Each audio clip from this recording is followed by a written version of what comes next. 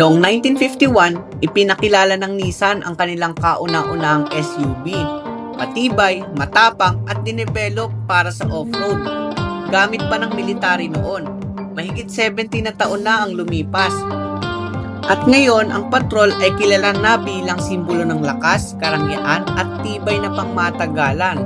Kaya ngayong 2025, kilalanin natin ang pinakabagong Nissan Patrol. Ano nga bang meron sa SUV na to? Alamin natin dito sa Drive Talk.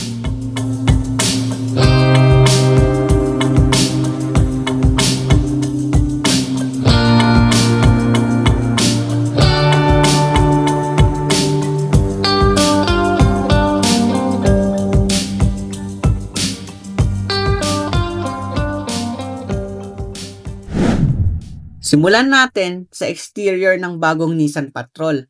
Kapansin-pansin agad ang headlight design. Mas elegante na ito ngayon at naka-full LED. Pati na rin ang fog lamps na parehong modern at stylish. Ang V-Motion Grille naman may premium at classy na dating. Bagay na bagay sa overlook ng bagong Patrol. Sa ilalim mismo ng Nissan logo ay nakamount ang camera na bahagi ng safety features. Sa may ventilation area naman, makikita ang 4 na parking sensors na nagbibigay tulong sa pagmamaneho, lalo na sa masisikip na espasyo.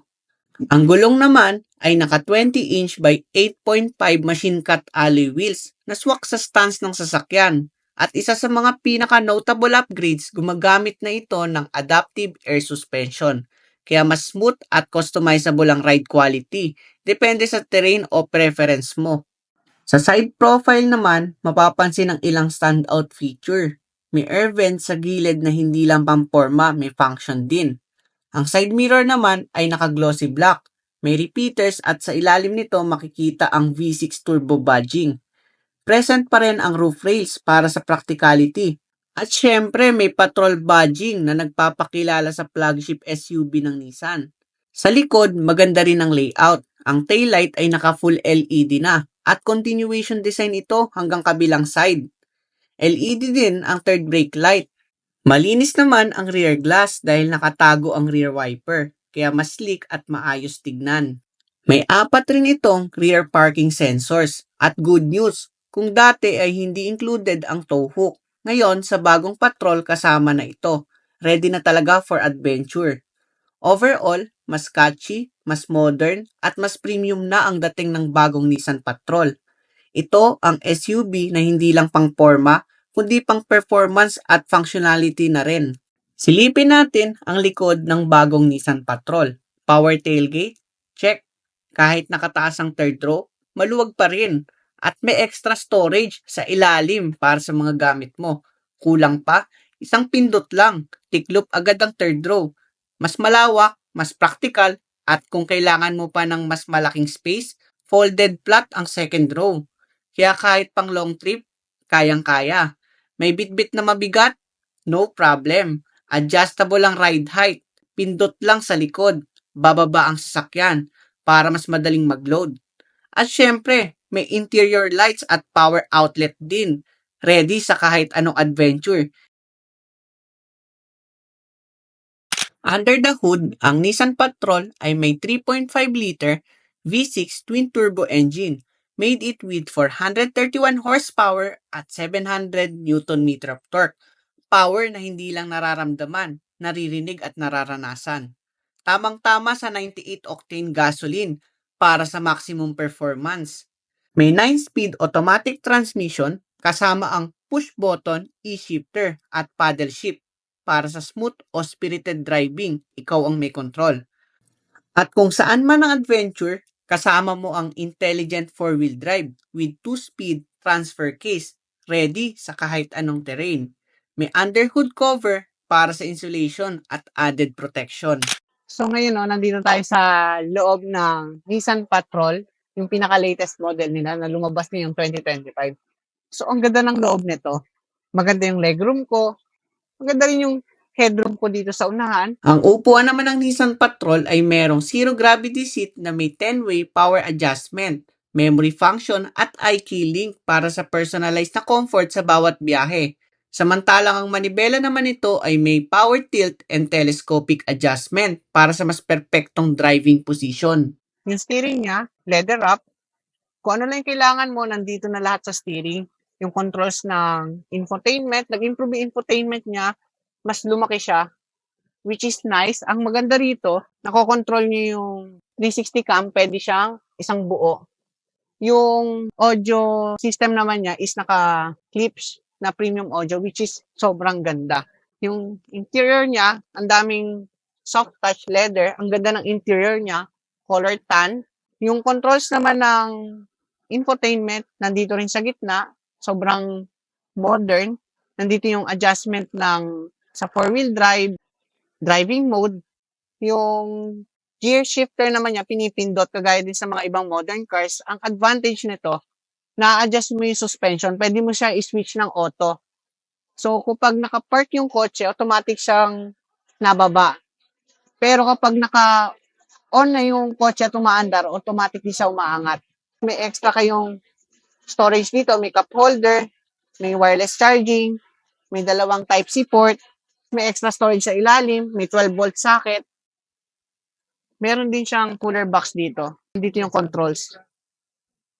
Yung color trim naman ng headliner niya is color black.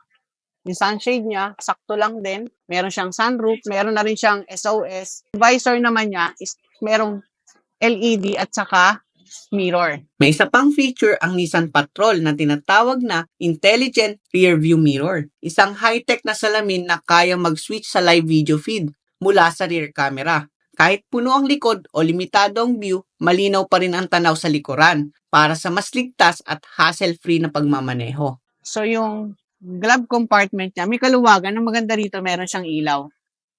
Walang problema sa espasyo sa likod ng Patrol. Maluwag ang legroom at headroom. Kaya relax na relax ka kahit long drive. May center tunnel nga pero hindi siya mataas. Kaya komportable pa rin mo po sa gitna. Kung gusto mo naman ng captain seat, ibababa mo lang ang gitnang upuan para gawing armrest. Kung may drinks ka naman, may built-in cup holder naman ito sa isa pang armrest. Comfort, panalo. May sariling aircon controls ang likod na may maraming vents sa taas para siguradong malamig. At may LED lights para sa ambience. May dalawa kang Type-C charging port at isang 12-volt socket. Perfect para sa gadget mo. At syempre, hindi ka maboboard. May dalawang monitor sa likod ng headrest para tuloy-tuloy ang entertainment habang nasa biyahe. Kaya kung hanap mo ay comfort, style at tech sa likod, pasok na pasok ang Patrol. Madali lang sumakay sa third row ng Patrol. Isang kalabit lang, uusod na agad ng second row. Di man natatambol yung upuan kagaya ng ibang SUV, bawi naman sa luwag sa likod. Pero heads up, baka medyo masikip to kung matangkad ka. May dalawang cup holder sa third row para sa drinks at may Type-C charging port pa. So chill ka pa rin kahit nasa likuran. Kung nasa second row ka naman at kailangan mong itupi ang third row, no need na mag-effort pa. May button na lang para automatic na siya matupi. Techy at convenient.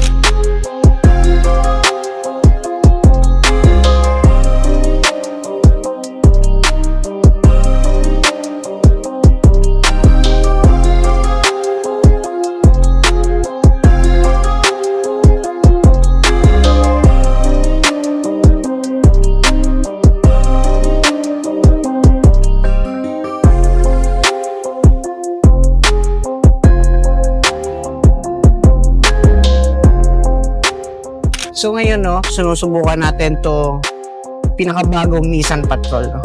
So, nag-iba yung Nissan Patrol ngayon.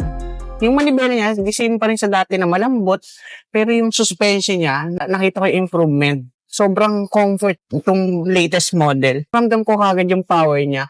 Unlike before, naka V8 engine, pero ngayon is V6. Pero parang sports car siya tumakbo. Magaan. Yun yung nanibago ko sa part na yun. Grabe, ang ganda nito.